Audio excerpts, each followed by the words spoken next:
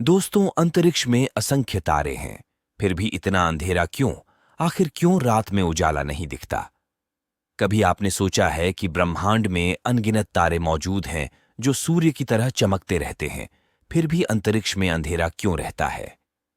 अंतरिक्ष और उससे जुड़े सिद्धांत इतने जटिल हैं कि आम लोगों की समझ से परे होते हैं। वैज्ञानिक खुद भी स्पेस के बारे में अभी तक कई मामलों में सिर्फ अंदाजे लगाते हैं। आज हम आपको बताते हैं इसका सही जवाब, जो कि अधिकांश लोगों को सही जानकारी नहीं होती। तो साथियों, वीडियो में लास्ट तक बने रहे और चैनल को सब्सक्राइब जरूर करें। दोस्तों, ब्रह्मांड में असंख्य तारे हैं।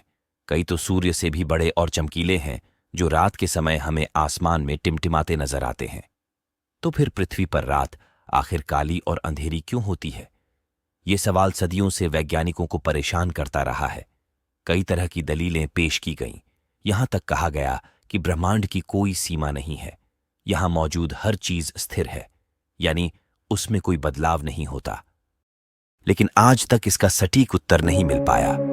सबसे पहले जर्मनी के खगोलविद हेनरिच विल्हेम ऑल्बर्स के मन में यह सवाल आया कि आखिर रात में आसमान में लाखों चमकते हुए आग के गोले होने के बावजूद अंधेरा क्यों रहता है?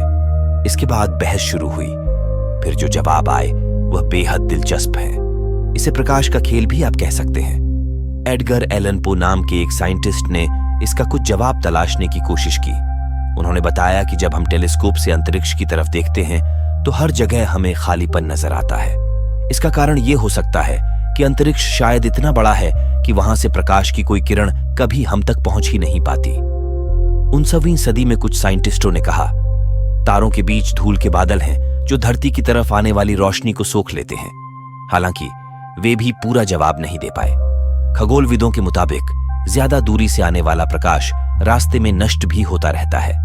कई बार प्रकाश उस स्पेक्ट्रम में नहीं रह जाता जिसे नंगी आंखों से देखा जा सकता है।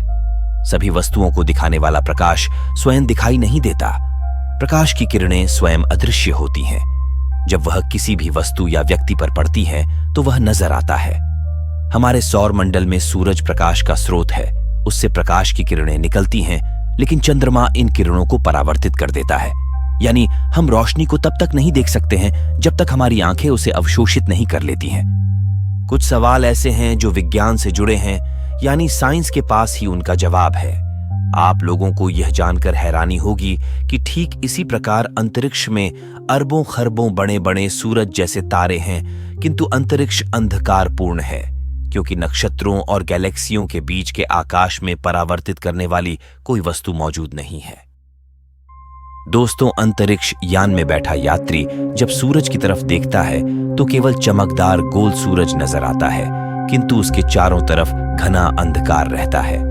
पृथ्वी पर हमें दिन के समय आकाश में रोशनी इसलिए दिखाई देती है क्योंकि पृथ्वी के आसपास वायुमंडल में धूल कण, जलवाष्प, हिमकण और बहुत से प्रदूषण वाले पदार्थ मौजूद हैं।